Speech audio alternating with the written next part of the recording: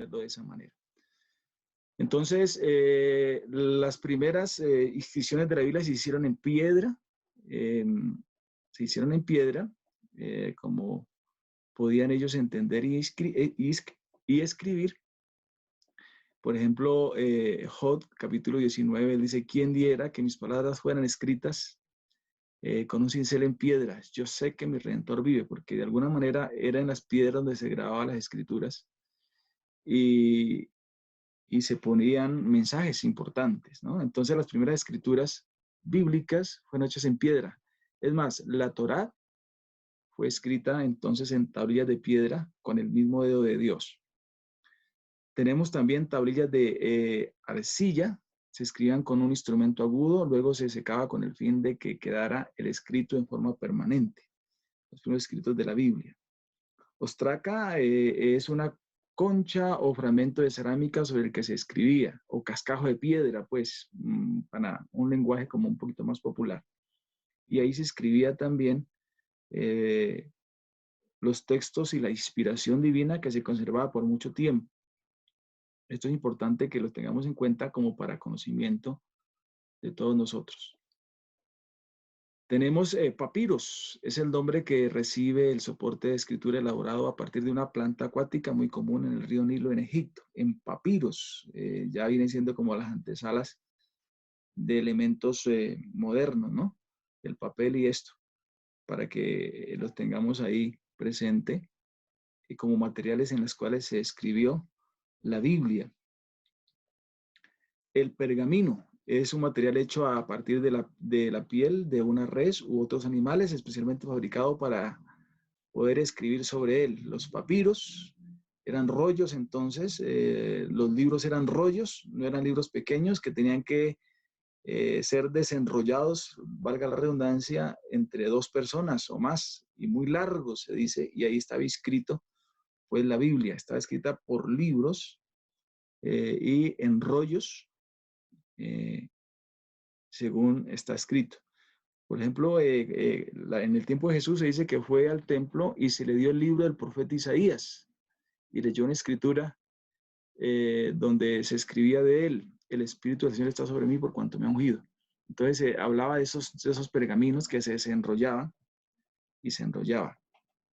El papel vitela, el término viene del francés antiguo velín, por cuero de novillo, es un tipo de pergamino para hacer las páginas de un libro. Era un cuero mucho más manejable, no tan rústico, ya muy, muy especial, ya viene siendo en eras un poco más avanzadas.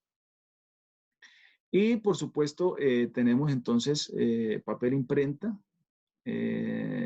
ya viene siendo la era más común de nuestro tiempo, las APP, las APK, la Biblia virtual, que es lo que ya tenemos hoy. Pero como ustedes ven, pues ha sido algo que ha venido evolucionando y mucho más, pues ahora en el tiempo de la tecnología. Esto no vamos a profundizar mucho, esa manera de conocimiento, para que lo tengamos ahí presente en cuanto a la escritura de la Biblia. Entonces la Biblia fue escrita en 3 idiomas, el hebreo, el arameo y el griego. En estos 3 idiomas fue escrita la Biblia, para que lo tengamos en cuenta. Aquí tenemos una porción del alfabeto hebreo que inicialmente no tenía vocales, ¿no? Los masoretas después añadieron las vocales, que están por aquí, por este lado, estas son las vocales, y se escribía con punticos. Se le añadió para poder ser mejor comprendido. Entonces, el idioma original del pueblo judío es el idioma hebreo. El arameo aparece en el tiempo recordemos que Israel fue llevado a la cautividad, vino el imperio babilónico, después los medopersas, después los griegos y después los romanos. Y el idioma arameo era de los medopersas, era original de los medopersas, pero lógicamente que como eran imperios que conquistaban, traían su cultura también. Entonces viene el idioma arameo. Y el idioma griego, pues viene como con su nombre lo indica, con el imperio griego, con Alejandro Magno, que traían su cultura también, y lo que aportó el imperio griego, una de las cosas más bonitas fue el lenguaje. Y la Biblia, por supuesto, estuvo en esa historia y fue escrita entonces en estos tres idiomas: hebreo, arameo y griego, para que lo tengamos en cuenta. Muy bien. ¿Preguntas hasta ahí? Si hay preguntas, si hay alguna inquietud, podemos tratar de resolverlas. Puede abrir su micrófono y preguntar. Hermano Neider, Sí, señor. yo sí me quedé con una preguntita. Ahorita, al principio, el hermano Neider decía que el Génesis fue escrito por Moisés. Sí. Todo el Génesis completo fue revelado a Moisés, es decir, desde la creación, Abraham, José, toda esa parte fue escrita por Moisés. Sí, los primeros 5 de libros de la Biblia, que se conocen como el Pentateuco, fueron escritos por Moisés. Lógicamente que la tradición oral fue la que, en el tiempo donde no había ninguna clase de escritura, pues la transmisión oral era estricta entre las culturas, y una de las mayores herencias, digamos, que podía dar el padre a sus hijos o a su tribu era sus costumbres. Entonces, lógicamente que la tradición oral fue de padre a hijo y por generaciones, hasta que vino Moisés y recopiló esas historias ciertas en los libros que hoy conocemos como el Pentateuco, que son los 5 primeros libros de la Biblia. Qué pena, y esto lo escribió en el tiempo que estuvieron en el desierto, o sea, durante todo este periodo, estos 40 años, él fue que estuvo escribiendo esta parte. Sí, correcto. Fue la herencia que se dice concretamente. Recordemos que una de las cosas más importantes para un judío, una vez fue a la Torá, es que el mandamiento es: y estas palabras estarán en tu corazón, en tu mente, y hablarás de ellas estando por el camino, cuando te acuestes, cuando te levantes, escritas en los dinteles de las puertas. Esto tenía que ver con la transmisión oral, ¿no? Y entonces, lógicamente, que para un judío, si hay algo importante, se conoce, es la Torá, que son los 5 primeros libros de la Biblia, que son los libros de la ley. Y ahorita vamos a profundizar un poquito más acerca de eso en el canon bíblico, pero el autor de los 5 primeros libros de la Biblia es Moisés, y vamos a profundizar cuando veamos libro por libro también, por supuesto. Muchas gracias. Con mucho Hermano gusto. Neider. Sí, señor. Entonces, yo tal vez tengo, sí, una manera de pregunta. Sí. Debido a que entonces esto de los papiros fue originario de Egipto, entonces se puede decir que Moisés, por haber estado allá en Egipto, recompiló toda esta información y digamos, la dejó escritas en este material. Se puede. Sí, sí, claro. Recordemos que Egipto fue una de las primeras civilizaciones que evolucionó la escritura, los jeroglíficos y todas estas cosas. Entonces, por supuesto que Moisés era un hombre muy versado, ¿no?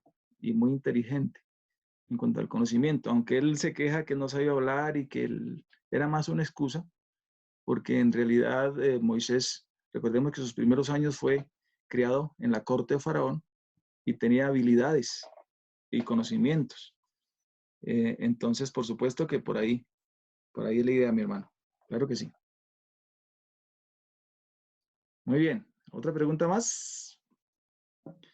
Si hay, pregunte. Que la idea es que vamos haciendo pausitas y por supuesto nos ayuden a ir aclarando, porque se trata de eso, de ir participando, ir aclarando algunas dudas, porque vamos a entrar en algo que llama el canon bíblico, que es muy discutible porque, como yo les digo, hay muchas fuentes, pero que podemos irlas aclarando a través, pues, de la historia que conocemos, porque lógicamente que uno lee la Biblia y pues no tiene idea de toda la historicidad que hay detrás de la Biblia. ¿Alguna pregunta más o avanzamos?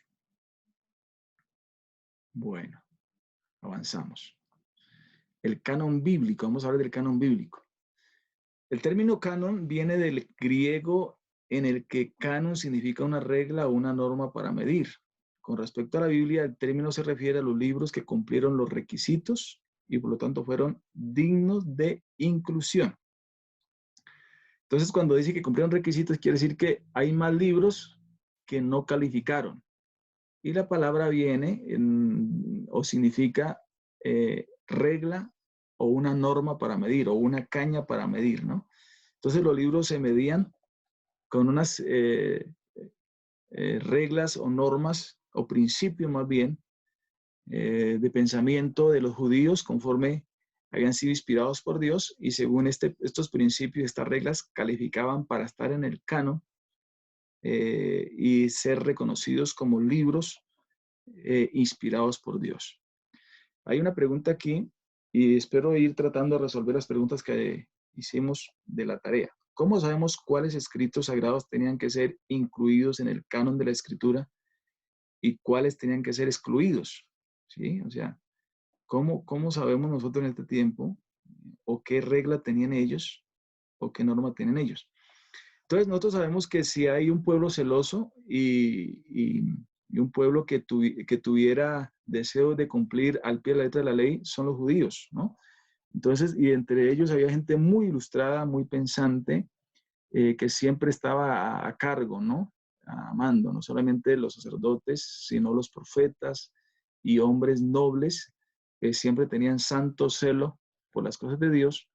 Y aunque la historia de Israel es una historia trágica porque es una historia de caídas, de rebeliones, de idas en cautiverio, no obstante, Dios siempre preservó su palabra y siempre preservó a hombres fieles. En una ocasión el libro de la ley se perdió en el templo y un día barriendo se lo encontraron. Y es bonito mirar toda esa historia, cómo ellos lloraban cuando leían la palabra de Dios. Entonces Dios, a pesar de que el diablo siempre ha querido borrar del mapa la instrucción, la inspiración de Dios, Dios siempre ha estado pendiente de que se conserve su palabra a través de hombres, de sacerdotes, de cuando han fallado todos, Dios a alguien ha levantado, pero ahí ha estado siempre los hombres de Dios a través de toda la historia y Dios ha desarrollado su plan con uno, con muchos, pero ahí ha estado siempre Dios. Entonces vamos a mirar algunos principios en cuanto al canon de la Biblia. Entonces se usaron tres principios para que se, perdón, aquí, que se usaron para el canon. Me faltó una palabrita. Entonces hay tres principios básicos que se usaron tanto para el Antiguo Testamento como para el Nuevo Testamento. Fueron reconocidos y usados para certificar estos escritos que venían como resultado de la revelación e inspiración divina, tanto en el Antiguo como en el Nuevo Testamento. Y estos principios fueron, el primero es, el escrito tenía que tener un profeta o apóstol con reconocido nombre y testimonio como su autor. Entonces no era que apareció un libro y que yo lo escribí y que, ay, que sí, que tan bonito que habla de Dios. No podía ser así. El escrito en cuanto al asunto de los judíos, que todo el Antiguo Testamento fue escrito para ellos, tenía que ser reconocido por el pueblo como profeta, como rey, ¿cierto? O como un hombre de Dios. El resto no se reconocía a nadie más. Entonces tenía que saberse de su testimonio en cuanto al servicio de Jehová Dios y en cuanto a la revelación, ¿no? Entonces eso es muy importante. Igualmente en el Nuevo Testamento. Casi siempre los libros del Nuevo Testamento tienen que ver con apóstoles o hombres muy cercanos a los apóstoles, reconocidos, por eso eran fiables y entonces se reconocieron como libros de hombres que realmente tenían inspiración de Dios y que fueron testigos directos de la obra poderosa de Dios. Entonces, esto es muy importante tenerlo en cuenta. Segundo, el escritor no podía estar en desacuerdo o contradecir las escrituras previamente reveladas. Entonces, no era que, bueno, ya estos están reconocidos y no es que Pepito Pérez salió de aquí a 2 años diciendo que Dios le habló, pero contradice lo que ya está revelado hasta aquí. No podía ser cierto. Entonces, si ya había una escritura de un hombre de Dios que habló, el siguiente iba edificando sobre lo que el otro habló y aunque no se conocían, pero lo bonito era que había acuerdo y el plan de Dios seguía adelante. Y siempre el pueblo era como el juez de ese mensaje o ese pensamiento de lo que hablaba el hombre de Dios, el ungido de Dios, el profeta o el rey. Y el tercer aspecto es que el escrito necesitaba de un consenso general por parte de la iglesia como un libro inspirado. De la iglesia en el Nuevo Testamento o del Antiguo Testamento por el pueblo judío. Entonces todo el mundo, a ver, es parecido, mis hermanos, cuando alguien predica la palabra del Señor y está ungido por el poder del Espíritu Santo. Eso lo huele todo el mundo y todo el mundo tiene que decir, qué bonita palabra que escuchamos hoy. O sea, eso se siente. Igual manera que cuando alguien está perdido, como que todo el mundo dice, oiga, el predicador estaba perdido, ¿no? Puede suceder, nos puede pasar que como predicadores, a mí me ha pasado, que me he sentido perdido y efectivamente yo pregunto a mi familia si estaba como perdido hoy, nada que hacer, porque no siempre uno está así como una flecha veloz. Entonces, cuando uno habla con unción o cuando un predicador está bajo la unción del Espíritu Santo, hermano, eso lo huele todo el mundo. De igual manera, en el pueblo judío, aunque era un pueblo rebelde, siempre los hombres de Dios se reconocían porque tenían esa firma, ¿no? No solamente que lo que ellos decían se cumplía, sino que se veía el respaldo de Dios en todas sus acciones. Por ejemplo, hablando de Samuel, se dice que es el profeta y que Dios no dejó caer ni una palabra de las que dijo Samuel. Todo se cumplía. Entonces, ¿cómo contradecir que lo que Samuel hacía era inspiración de Dios? Y aunque Samuel no escribió ningún libro, pero sí encontramos entonces que lo que se dice Samuel se reconocía como el gran profeta de Dios. Entonces, importantísimo reconocer estos criterios que son importantes para el conocimiento de la palabra del Señor. Muy bien. En los concilios no se votaba, más bien se reconocía la inspiración divina. Eso es lo que estamos hablando, ¿no? Los 27 libros del Nuevo Testamento han sido universalmente aceptados desde el año 350 al año 400 como inspirados por Dios. Entonces aquí me voy adelantando un poquito al canon, y es que recordemos que los últimos libros en cuanto al Nuevo Testamento se escribieron más o menos alrededor del año 90 después de Cristo. 90 después de Cristo. Y ya no fue que en un solo día se reconoció el canon, no, eso hubieron varias propuestas, varios hombres de Dios, hubo discusión, se polemizó, si este sí, si este no. Pero se cree que al año 350 al 400 ya se tenía la Biblia con los 66 libros, tal como la conocemos hoy, y todo el mundo está en acuerdo que esos libros deberían ser y estos no deberían ser. Entonces, vamos hasta ahí. Si tiene preguntas, puede irlas guardando o escribiendo en el chat. Y una vez acabemos aquí, con mucho gusto, podemos darles respuesta a esas preguntas. Cuando nació Jesús, todo el Antiguo Testamento había sido escrito y aceptado en la comunidad judía. Entonces, cuando nació Jesús, ya se había escrito todo el Antiguo Testamento. Eso es importante. El último libro entonces que se escribió en cuanto al Antiguo Testamento fue Malaquías y había sido terminado alrededor de 430 años antes de que Cristo llegara. Recordemos que después de Malaquías hubo un silencio donde Dios no habló por profeta alguno de más o menos 400 años. Y entonces Dios no volvió a hablar por nadie, pero en ese tiempo se sucedieron muchos hechos históricos, veraces, reales, y hubo gente que escribió cosas, que dijo cosas, y la mayoría de los libros apócrifos o deuterocanónicos, entonces fueron escritos en este tiempo, que no son libros malos, simplemente son historias y hombres que dijeron cosas, pero que realmente Dios no habló o no dijo, pero son hechos que pueden ser reales, ¿no? Esto es muy importante. Entonces, el último profeta fue Malaquías y fue 400 años antes de que Cristo naciese. Vamos a hablar un poquito entonces de la Biblia hebrea, para que tengamos en cuenta.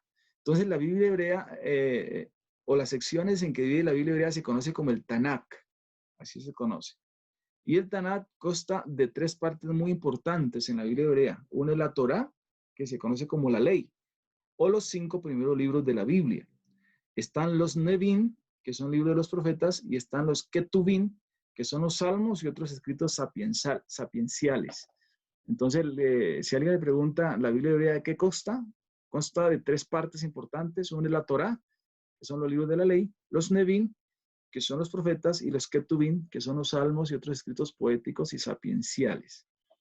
Esto es algo muy importante.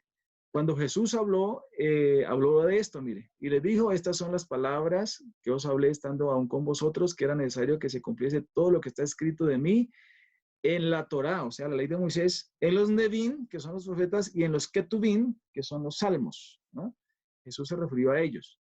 Entonces ahí está la Biblia hebrea, con estas partes muy importantes que todos debemos tener en cuenta, ya que ilustran pues toda la realidad respecto a lo que estamos hablando de la Biblia y del Antiguo Testamento. Muy bien, entonces aquí tenemos ya más especificado los libros. Entonces, la Torá, que son la ley, está compuesto por el Pentateuco, Génesis, Éxodo, Levítico, Números y Deuteronomios. Los Nevim, ¿sí? Que son los profetas, entonces está compuesto por anteriores, que es Josué, Jueces, el primer y segundo libro de Samuel, primero y segundo libro de Reyes, y los posteriores, que son Isaías, Jeremías, Ezequiel, y los 12 que conocemos como profetas menores de Oseas a Malaquías. Se conoce como los Nevim, ¿sí? Los Nevim. Entonces, para conocimiento de todos, para que lo tengamos en cuenta, que son los libros que se conocen en la Torah, en la Tanat, que es la Biblia hebrea. No se dice primera y segunda de Samuel, sino primero y segundo libro de Samuel, primero y segundo libro de Reyes. Entonces, para que tengan en cuenta este lenguaje que es importante. Los Ketuvim, entonces son los libros poéticos sapienciales, que son los Salmos, Proverbios, Job, los 5 rollos, que son Cantares, Ruth, Lamentaciones, Esther, Eclesiastés, y los históricos, que se conocen como Daniel, Esdras, Nehemías, primer y segundo libro de Crónicas. Entonces se conocen como libros históricos sapienciales. Así está organizada la Tanakh, que es la Biblia hebrea, que son los mismos libros que tenemos nosotros en el Antiguo Testamento, los 39 libros que tenemos nosotros en el Antiguo Testamento. Vamos. Muy bien, vamos hasta ahí. Una pregunta, disculpe, mi hermano. Claro ¿Daniel sí. no está considerado dentro de los proféticos? En el caso nuestro sí, en el caso del hebreo no, está más como un libro histórico. Y están en los Ketuvim. Sí. Muy bien, gracias. Muy bien. ¿Alguna pregunta hasta allí? Puede preguntar para que no se vayan perdiendo las preguntas y vamos resolviendo alguna pregunta que esté por ahí pendiente. ¿Todo bien por ahí? ¿Todo bien por ahí? ¿O alguien quiere preguntar? Muy bien, seguimos entonces. ¿Este es Jorge? ¿Será? Sí, ese es Jorge. Muy bien, algunos datos importantes para tener en cuenta. Quiero que tengan en cuenta estos daticos que me parecen importantes acerca de la introducción a la Biblia. Vamos hablando aquí. La primera traducción del Antiguo Testamento se conoce como la Septuaginta, ¿sí? O la versión de los 70. Es la principal versión griega, conocida como la Septuaginta o versión de los 70 por su antigüedad y autoridad. La traducción se inició en el siglo III a.C., hacia el año 250. Entonces, este fue uno de los Ptolomeos, que fue uno de los generales de Alejandro cuando murió, y de tener, según la historia, recordemos que una de las bibliotecas más famosas era la Biblioteca de Alejandría, y hubo el deseo de tener un documento tan importante como era la ley de los judíos. Pero como estaba escrito en hebreo, entonces se designó 70 ancianos, 72 ancianos, dos de cada tribu, 72 ancianos de las 12 tribus de Israel, de los más consagrados, y se dice que esta traducción cada uno la hizo por separado en 72 días, y que lo más milagroso es que cuando terminó esa traducción, coincidía lo que cada uno tradujo de una manera extraordinaria. Entonces fue la primera traducción del hebreo al griego y se conoce como la Septuaginta. Entonces esto es muy importante como historia para tenerlo en cuenta. Los 27 libros del canon del Nuevo Testamento fueron escritos en su mayoría en el primer siglo y acabados antes del año 150. más o menos es lo que se conoce en la historia. Y fueron aceptados universalmente a mediados de los años 300. Como les decía, antiguamente hubo luchas, ¿no? Y pugnas entre los cristianos, habían diferentes conceptos, pero más o menos entre el año 450 se cree que ya estaba conformado el canon de los 27 libros que hoy tenemos como inspiración divina, ¿cierto? Pero eso no sucedió en un solo año, no, fue a lo largo más o menos entonces, más o menos de 200, a ver, ¿cuántos? 300 años que hubo como esta investigación en cuanto se ponen de acuerdo por lo que se llama la patrística, que son los padres de la iglesia.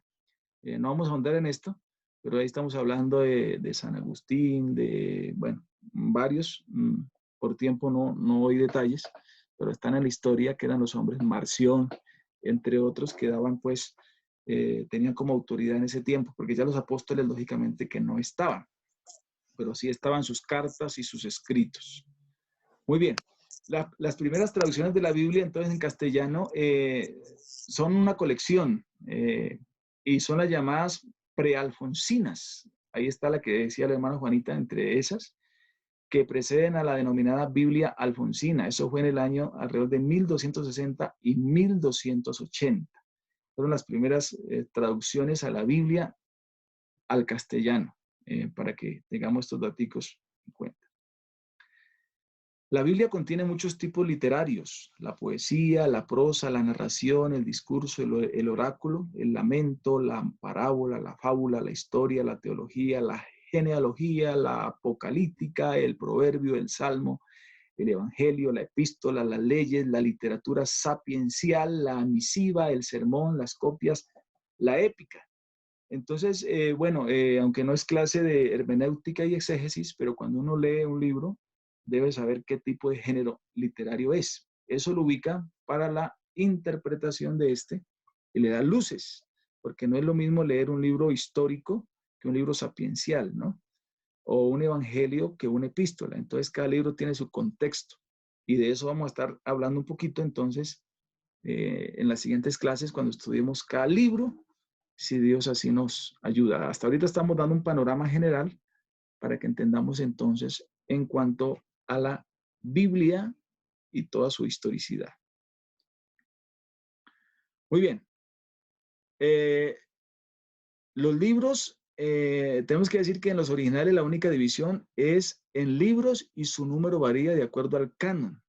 Entonces, ¿qué quiere decir? Que al comienzo había un libro, simplemente no había ni capítulos ni versículos, simplemente había un libro escrito, un rollo escrito, y se decía este libro de Isaías o el libro de Daniel. Eso era todo lo que tenía, y no era una compilación como la tenemos ahora, sino que eran libros independientes, sueltos, ¿sí? Los capítulos, la primera división, 145 secciones hechas al Pentateuco para facilitar su lectura, sucedió en el año 586 a.C. En el año 250 después de Cristo se dividió en capítulos. En el año 1206 Esteban Langton lo organizó en los 1189 capítulos que hoy conocemos ya toda la Biblia.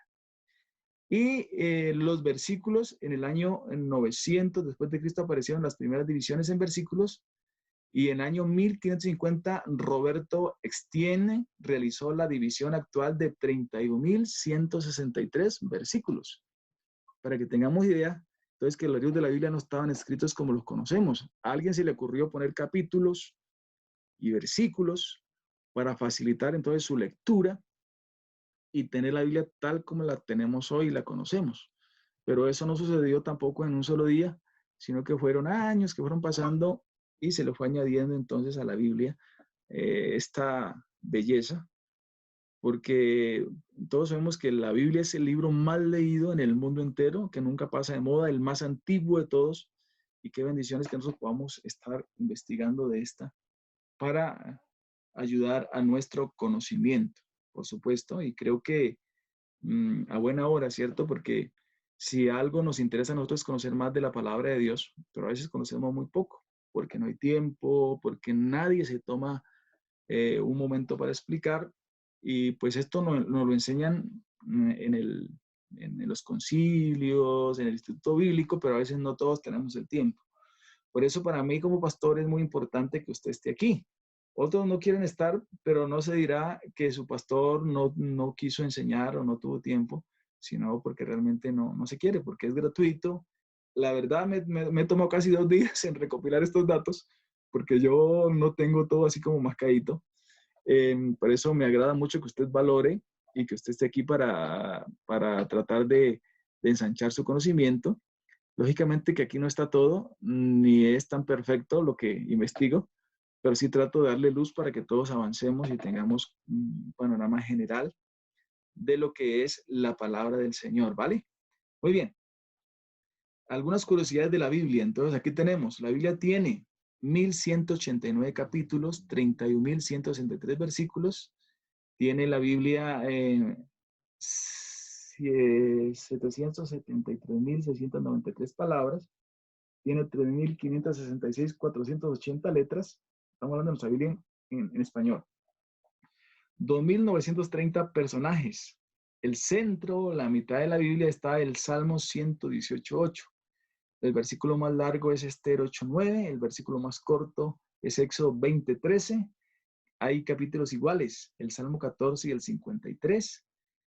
Y utiliza la palabra del Señor 1.855 veces. Curiosidades de la Biblia para que no lo corchen por ahí cuando le digan alguna pregunta. Igual yo les comparto el PDF para que lo tengan como estudio allí y lo puedan estar profundizando en todo lo que ustedes tienen. Muy bien, mis amados. Entonces, vamos hasta ahí. No sé si hay preguntas. Vamos a ir poquito a poquito para que estemos ahí avanzando. A ver si miramos por aquí el chat, a ver si hay alguna pregunta o si alguien quiere abrir el micrófono para preguntar. ¿Sí? Pastor, buena. Pastor, yo le he hecho una pregunta por el chat. Listo, ya la leemos. Pues no, si se la puedo decir verbal, mucho mejor. El libro de Daniel está dentro del Antiguo Testamento, en la Biblia normal, ¿sí? Sí, En el canónico. sí, correcto. ¿Y por qué también aparece el libro de Daniel en los apócrifos? ¿Es el mismo Daniel o es diferente Daniel? Es que hay un capítulo de Daniel que aparece en los apócrifos, un capítulo que no se reconoce como inspirado. Parece que otro lo añadió o algo así. Entonces, pero el libro de Daniel sí, pero hay una parte, como un capítulo, que los libros apócrifos lo dan como inspirado, pero los hebreos o los judíos no lo reconocen como libro inspirado. Entonces, por eso aparece ahí ese capítulo como apócrifo. Listo, gracias, pastor. Con mucho gusto. Amén. ¿Hay alguna otra pregunta? O seguimos hablando de los libros apócrifos, ya que nuestro hermano Giovanni hizo la entrada a los libros. Entonces vamos a hablar qué son libros apócrifos, por qué la Biblia católica tiene más libros y por qué nosotros no los reconocemos. Entonces, en primera medida tenemos que decir que los judíos no los reconocen como autoridad o inspiración divina, ¿cierto? Y a partir de la Septuaginta se añadieron algunos libros, algunos están aparte, otros están revueltos, pero no se conocen como libros canónicos. Entonces, nosotros estamos a la línea del canon en el cuanto al Antiguo Testamento reconocido por los judíos, ¿cierto? Entonces, hay libros apócrifos del Antiguo Testamento y hay libros apócrifos también del Nuevo Testamento. Ahora les voy a mostrar una lista para que ustedes los miren y podamos mirar. Ahora, no son libros malos. No es que, porque algunos piensan que es que, hay, que nuestra Biblia es recortada, dicen mucho, ¿no? O era el cuento que me vendían a mí, no, que nuestra Biblia tiene menos. En realidad, nosotros podemos tener esos libros y leerlos. Pero entonces ya citarlos como palabra de Dios es lo que no lo reconocemos. Pero muchos de esos libros son libros históricos, por ejemplo, como el libro de los Macabeos, que fue grandes líderes en el año del silencio, después de Malaquías, que fueron hechos verídicos y que narran la historia del pueblo judío en esos tiempos donde Dios no habló, pero sucedieron cosas. Igual Dios estaba con su pueblo, aunque estaba mudo. Entonces, eso es importante que lo reconozcamos. Entonces, vamos a profundizar un poquito acerca de estos libros apócrifos. Muy bien, entonces el término apócrifo dice que quiere decir escondido o oculto. Viene la palabra griega apócrifos, ¿cierto? Jerónimo en el siglo IV, después de Cristo, fue el primero en denominar apócrifos a este grupo de literatura, ¿cierto? Entonces, escondido o sin luz, también se puede denominar. Son también llamados deuterocanónicos. Esta palabra quiere decir después del canon, y por lo tanto reconocidos en todo el mundo como apócrifos, o sea, después, a un ladito del canon. Entonces, es como parecido a los hijos que no se reconocían como hijos propios, ¿no? Entonces, es un hijo no reconocido. Es un hijo natural, decían otros días, que tiene un solo apellido. Entonces, no es reconocido legalmente. A su vez, esta es una palabra griega que significa oculto o secretos y que se adoptó porque precisamente la fecha de los mismos, su origen y la paternidad literaria de ellos era sumamente dudosa. Entonces, como el celo de la iglesia y de Dios siempre ha estado dentro del pueblo, tanto en el Antiguo Testamento como en el Nuevo, entonces cuando había duda acerca de algo, simplemente no se adoptaba o no se reconocía. Y Dios, que estaba detrás de todo, entonces pues lógicamente que dirigió todo este aspecto, porque reconocemos que todo está dirigido por nuestro Dios. Muy bien. Los libros apócrifos del Antiguo Testamento, entonces tenemos que son 14 libros, ¿cierto? Tenemos Esdras, uno de Esdras y dos de Esdras en el año 150 y el año 100 antes de Cristo. Tobías, siglo segundo. Judith, siglo segundo. Adiciones del libro de Esther, 100 antes de Cristo. Sabiduría de Salomón, 40 después de Cristo. Del Eclesiástico, 180 antes de Cristo. Barut, que es en el año 100. Susana, siglo I. El Cántico de los Tres Jóvenes, este es el que estamos hablando de Daniel. El Cántico de los Tres Jóvenes, siglo I. Bel y el Dragón, siglo II. La Oración de Manasés, siglo II. 1 y 2 de Macabeos, siglo I. Nótese que todas estas fechas están ubicadas en los 400 años que Dios no habló.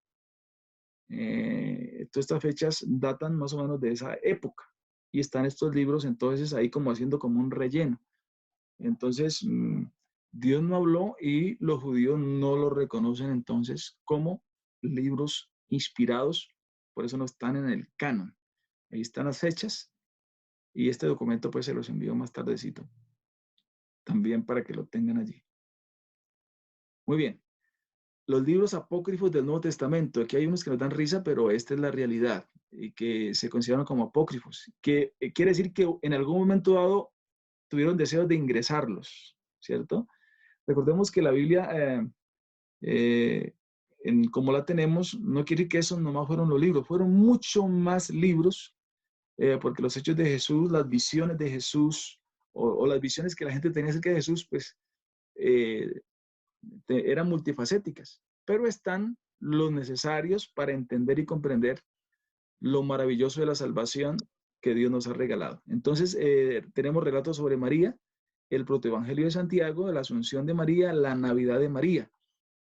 En el libro, en cuanto a libros de hechos, tenemos del siglo II, tenemos los hechos de Pablo, los hechos de Pedro, los hechos de Andrés, los hechos de Tomás, los hechos de Juan. En cuanto a evangelios, tenemos el evangelio de Tomás, el evangelio según los hechos, el evangelio de Marción, el evangelio de los ebionitas, el evangelio de Pedro, el evangelio pseudo-Mateo, el evangelio de José el carpintero y el evangelio árabe de la niñez. En cuanto a las epístolas del siglo I al IV, tenemos la carta de Jesús Ágaro, epístola perdida de Pablo a los Corintios, la epístola de Pablo a los Laodicenses, la epístola de Pablo a Séneca, la epístola de Pedro a Santiago y tenemos un Apocalipsis de Pedro. No quiere decir que sean estos nomás, hay muchos más. Igual del Antiguo Testamento también hay otros, por ejemplo, como Enoc, el libro de Enoc, que no se reconoce en el canon bíblico. Aquí tenemos estos que no se reconocen, pero que son conocidos como libros deuterocanónicos, apócrifos o escondidos.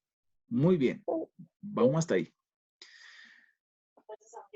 Vamos hasta ahí, ¿hay alguna pregunta para irla ¿O todo está al día?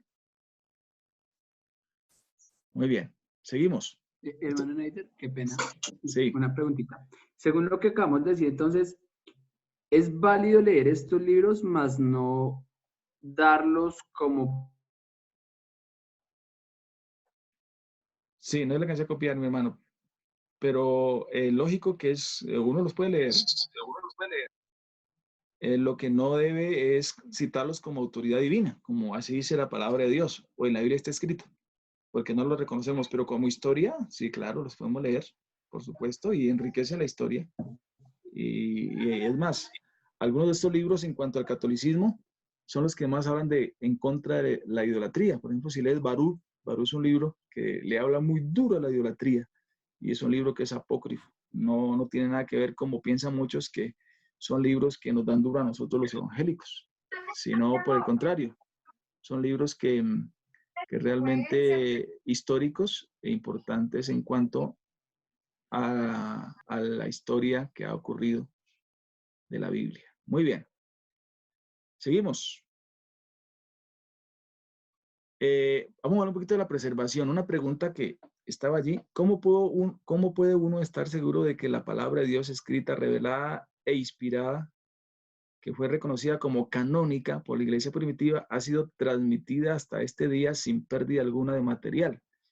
Entonces viene la gran pregunta, bueno, si se escribió después de tantos tiempos y por tantos hombres, ¿quién le asegura a uno o qué argumento podría sacar uno para decirle que sí, que no falta y que tal, y que está lo que necesitamos? Entonces vamos a tratar de tener algunos argumentos esperando dar en el blanco.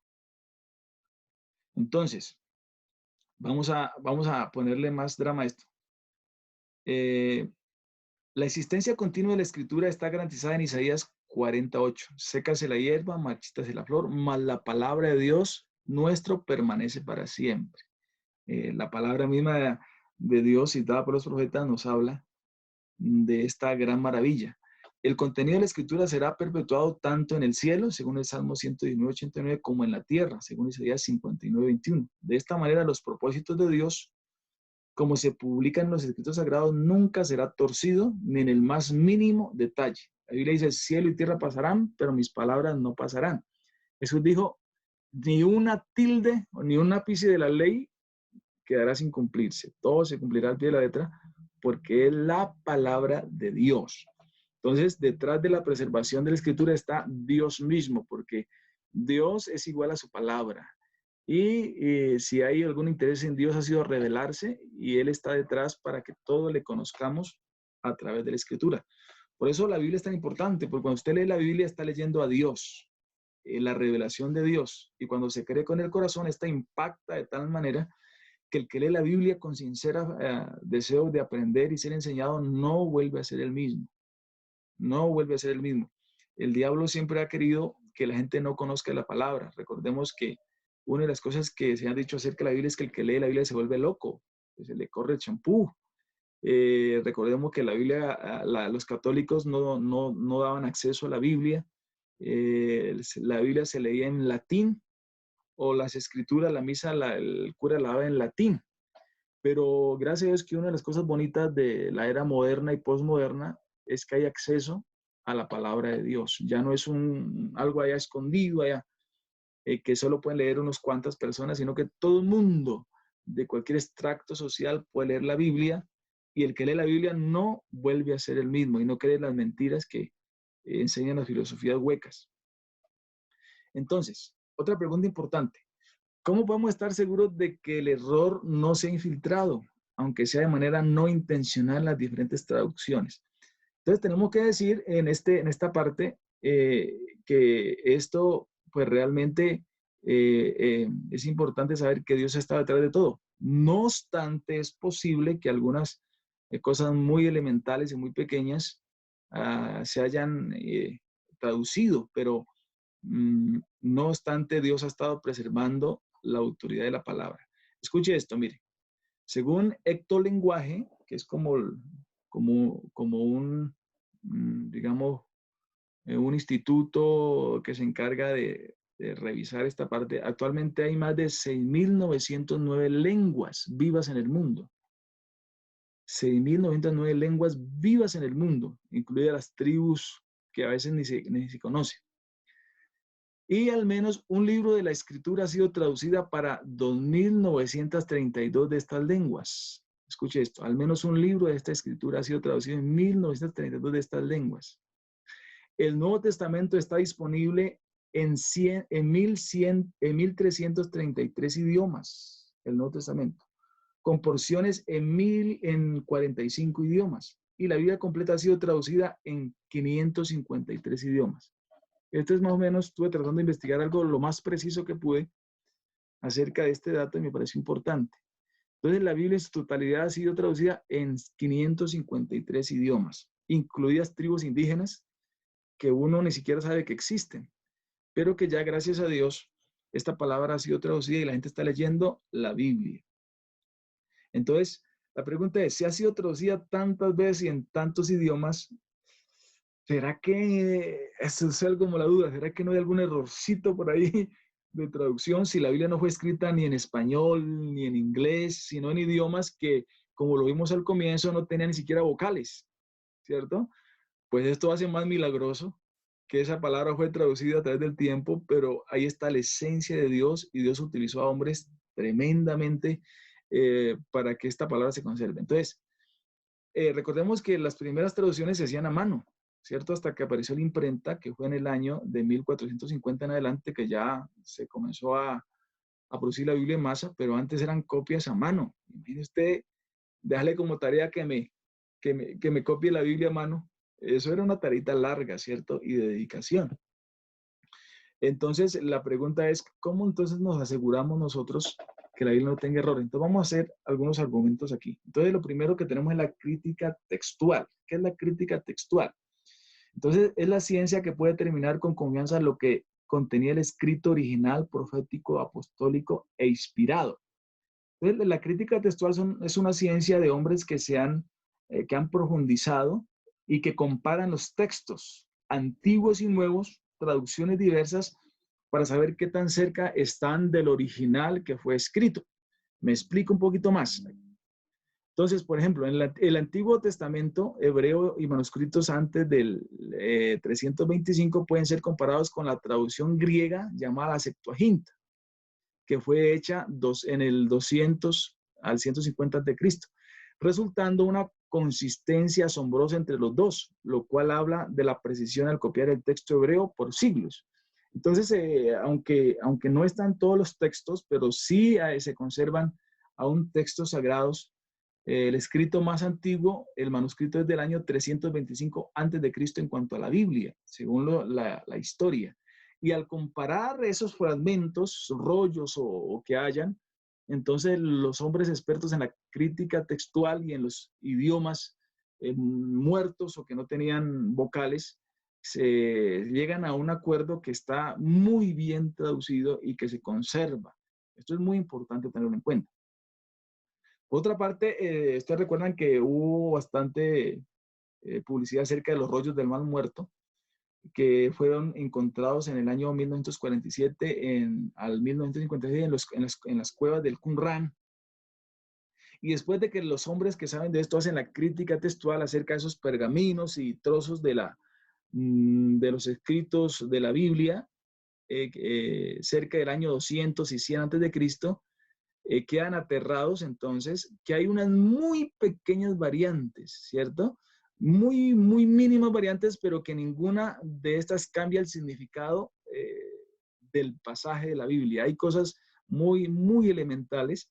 Entonces esta gente se pone a comparar. Imagínense usted, 2000 años después, comparar lo que sean los escritos con lo que tenemos hoy en la Biblia, y es maravilloso saber que esa gente tiene que decir, oiga, realmente ahí ha estado Dios detrás de todo esto. Porque hay gente que se ha dedicado realmente a esto, a una ciencia, a escudriñar. Hoy por hoy ya tenemos, pues, lógicamente, que con la tecnología, medios modernos. Entonces podemos ir al original griego. Por eso yo por eso cito a veces la palabra griega, la raíz etimológica de dónde viene la palabra, y es tratando de llegar ahí a explicar lo que quiso decir la palabra. Y es bonito, es importante nosotros poder profundizar en esto. Aunque el Antiguo Testamento había sido traducido y copiado por siglos, la versión más reciente era esencialmente la misma que las más antiguas. Esto es maravilloso. Que saber que se conserva, ¿no? Que se conserva ahí la columna vertebral, el mensaje de Dios. Por eso sigue impactando y sigue produciendo algo tan importante en la vida nuestra.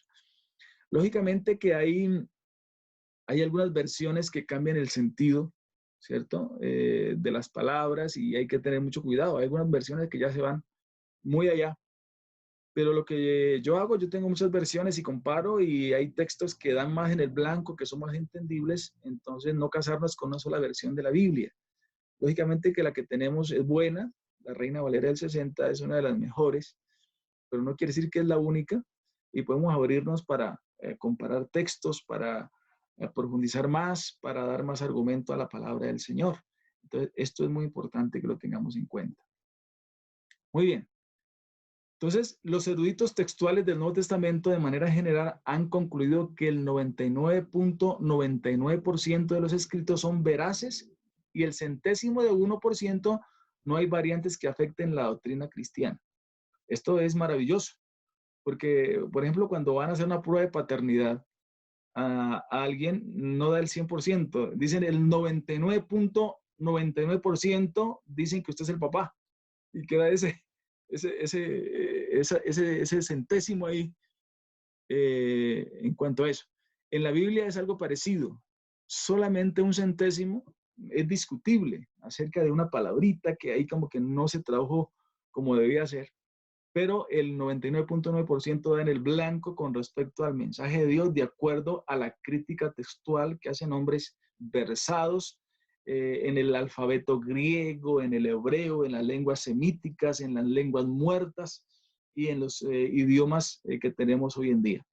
Entonces, qué importante es eso para que usted lo tenga en cuenta. Con esta riqueza de manuscritos bíblicos en los idiomas originales y con la actividad disciplinaria de críticos textuales para establecer con precisión casi perfecta el contenido de los autógrafos, cualquier error que se haya infiltrado puede ser identificado y corregido. Dice aquí, parece yo cierro aquí a alguien que me tiene con la puerta abierta. Muy bien, ya. Entonces, con las herramientas que tenemos, entonces hoy cualquier error, o digamos, de alguna palabrita, tenemos, entonces puede ser identificado y corregido. De hecho, con algunos hermanos hemos hecho el ejercicio y algunas palabritas que en la Reina Valera de pronto no están bien traducidas. Entonces uno puede decir, no, esta palabra dice esto, pero quizás se puede entender mejor si se aplica esto. Pero no cambia el sentido de la Biblia ni de la doctrina, ¿no? Simplemente es apartes que en ese sentido pueden ser traducidas. Muy bien. Por este medio providencial, Dios ha cumplido su promesa de preservar la Escritura. Podemos descansar teniendo la certeza de que aún hoy tenemos la palabra de Dios. Qué maravilla, ¿cierto? Qué bendición saber de que hoy, podemos decir, tenemos la palabra de Dios, que fue lo que Dios habló, que como ya miramos en la clase pasada, la geografía bíblica, los hombres que están detrás de la historia, los hombres que hacen excavaciones, la antropología y todo ello nos da constancia de que lo que dice la Biblia es verdad. Y esto es muy importante entenderlo. Otra pregunta importante. ¿El canon está cerrado? Ya no hay más libros que de pronto se puedan incluir en el canon. Están los 66, no puede haber otro libro para completar los 67. Entonces, esa es una pregunta que queremos resolver. El texto más contundente que habla del canon cerrado es la escritura a las que nada ha sido añadido por 1900 años. Entonces, nótese que el último libro reconocido en el canon fue el Apocalipsis o Revelación de Juan.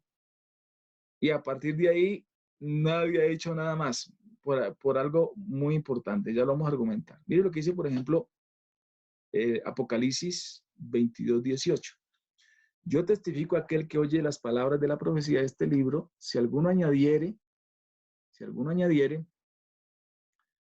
A estas cosas Dios traerá sobre él las plagas que están escritas en este libro. Y si alguno quitare de las palabras del libro, esta profecía Dios quitará su parte del libro de la vida, de la santa ciudad y de las cosas que están escritas en este libro. Ningún libro en la Biblia inspirado del Nuevo Testamento tiene como esta advertencia, como este sello final, diciendo, bueno, ojo que esto es lo último y si alguno le añade más, pilas. Entonces, por eso estamos creyendo nosotros que el canon está cerrado. Si por 1900 años no se agregó ningún libro, no lo vamos a agregar ahora, por supuesto. Ya lo que tenemos está cerrado y es importante. ¿Cómo argumentamos esto? El libro Apocalipsis es el único en la Escritura, ya que describe con detalles sin paralelo los acontecimientos del fin de los tiempos que preceden a la eternidad futura. Génesis y Apocalipsis, por su contenido, son las tapas de la Escritura y encajan de manera perfecta. Recordemos que Génesis comienza narrando la creación del hombre, del universo y la posterior caída. Y arranca el plan de redención contado a través de toda la historia de los libros de la Biblia, porque la Biblia, el centro de la revelación de la Biblia es precisamente la redención del hombre. La Biblia es cristocéntrica y en ella Dios revela su plan que echó a andar desde el Génesis y concluye en Apocalipsis con la redención del hombre. Comienza narrando la caída, cómo cayó, pero recordemos que en toda la Biblia se narra el plan de Dios para salvar al hombre y volverlo al estado natural de imagen de Dios, a semejanza de Dios, el cual seremos en el cielo a través del bendito evangelio. Entonces, si ya está revelado todo, es como una novela, ¿no? Ya llegó al fin y los buenos ganan y el malo pierde y cada uno recibe su recompensa y dice fin. ¿Qué más podríamos añadirle a la novela si ya concluyó? ¿Cierto? Entonces, la Biblia es como una hermosa historia novelesca, si me permite llamarlo así, donde se narra esas historias, donde está el antagonista, el que quiere destruir, pero por medio de eso Dios ha preservado un pueblo extraordinario. Y saber que usted y yo estamos en el plan es maravilloso. Y saber lo que va a suceder es extraordinario. Amén. Porque ya sabemos de antemano, como siempre les digo. Si usted lo tiene, le mete un patadón. No le va a dar patada, hermana Matilde, porque pobrecita, la perrita. Gloria a Dios. Entonces, es maravilloso saber que Dios está detrás de todo. Y que usted y yo estamos en ese plan maravilloso y que estamos con el Todopoderoso, con el que ya ganó la victoria y que solo falta que cumpla los aspectos finales. Que Dios ha preservado su palabra y la seguirá preservando. Y que hoy nosotros somos los protagonistas de esta era porque tenemos el mensaje, la palabra de Dios en contra de las filosofías huecas del mundo. No hay mensaje más importante ni profesión más importante que la que usted y yo tenemos. Es maravilloso saber que tenemos un mensaje extraordinario que cambia, que transforma, porque las profesiones más extraordinarias como la de los médicos hoy en día es muy loable y pueden salvarse la salud de una persona, pero hasta allí llegan. Pero el mensaje que tenemos nosotros da salvación y vida eterna porque su esencia es la inspiración de Dios que a través de nosotros es transmitida a un mundo necesitado. Es la fórmula de Dios. Entonces, esto es maravilloso. Algo más, estamos argumentando de por qué no va a haber más libros. Tal como hubo un silencio profético después de Malaquías, cuando completó el canon del Antiguo Testamento, así también hubo un silencio paralelo después de que Juan entregó el Apocalipsis. Simplemente Dios no volvió a hablar en el sentido de para escribir libros, porque ya en cuanto a la historia, ya está escrita todo lo que va a suceder. Eso es importante. Debido a que no ha habido ni hay en la actualidad profetas autorizados o apóstoles, ni en el sentido del Antiguo Testamento ni del Nuevo, no hay autores potenciales de escritos futuros inspirados y canónicos. Entonces se cuento los famosos apóstoles que Dios me dijo que este es el ángel del último tiempo. Esos son cuentos. Ya lo que Dios tenía que decir lo dijo. Ya sabemos qué va a pasar en la eternidad hasta el último segundo y sabemos lo que sigue. Entonces, el cuento de la profecía, de que Dios me dijo, de que esto, hermano, Dios ya todo lo dijo. Y aunque no estamos cerrados, que Dios no pueda revelar algo, porque Él es soberano con todo lo que hace, pero en cuanto a la inspiración y a lo que viene, ya esto se cerró y ya tenemos nosotros lo que necesitamos con respecto a la salvación y está completa en todos los aspectos. Muy bien. Y se le echa una libra roja ya. Para estar haciendo la comida, los hermanitos. A ver, por aquí. La hermana Cenelia está haciendo la comida. Muy bien. Tengamos paciencia. Gloria a Dios. Como cuarto argumento de las 4 exhortaciones a no distorsionar la escritura, solo las que están en Apocalipsis 22, 18 y 19 contienen advertencias de juicio divino severo por la desobediencia del hombre. Entonces, por esto creemos que el canon ya se cerró y que simplemente ya no hay más. Como resumen de esta clase, entonces tengo algunas cositas aquí, apuntes. Dios tuvo la intención de que su palabra permaneciera para siempre. A esto le llamamos preservación. Por lo tanto, su descubrimiento, que es la revelación, escrito y proporcional de sí mismo, fue protegido de error en su escritura original, que es la inspiración, recolectado en 66 libros del Antiguo y Nuevo Testamento, que se conoce como la canonicidad o el canon. A lo largo de los siglos, decenas de miles de copias y miles de traducciones han sido producidas. Esto se llama la transmisión, las cuales dieron pie a posibles errores. No obstante, debido a que hay una abundancia de manuscritos antiguos del Antiguo y Nuevo Testamento, la ciencia exacta de la crítica textual ha podido reconstruir el contenido de los escritos originales, a lo cual le llamamos la revelación e inspiración, al grado extremo del 99,99%, con el centésimo de 1% sin tener efecto en su contenido. Por eso entendemos que la Biblia ha sido preservada por Dios y por su Espíritu Santo a través de hombres siempre temerosos. El libro sagrado que leemos, estudiamos, obedecemos y predicamos merece ser llamado sin reserva la Biblia o el libro sin paralelo, debido a que su autor es Dios y lleva las cualidades de verdad total y confiabilidad absoluta que caracterizan a su fuente divina. Amén. Gloria a Dios. Entonces es maravilloso lo que tenemos aquí. Muy bien, mis amados. Entonces ahora sí los quiero ver para atender alguna pregunta o inquietud de lo que tenemos aquí. ¿Quién quiere preguntar? No, hermana Neider, confirmando lo que usted está diciendo, la Biblia es la palabra de Dios y es un libro sagrado, inspirado por Dios, porque es que uno lo ha vivido, no es tanto sino por el respaldo que da, el impacto que hace en el mundo, en las personas, y es muy real. A pesar de todos los años, sigue siendo el mismo, y lo que usted dijo, ya el Señor ha revelado lo que pasó, lo sabemos, lo que estamos viviendo y lo que nos espera también. Entonces, es muy real. Amén, gloria a Dios. Preguntas o aportes del momento de la retroalimentación. ¿Están de acuerdo o no están de acuerdo? Hermano Jefferson, ¿quiere hablar? Dale.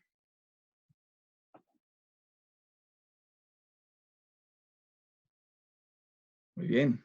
¿Quién desea hablar, preguntar, opinar o refrescar lo que hemos dicho? Yo, mi hermano, John Martínez. Sí, mi hermanito John.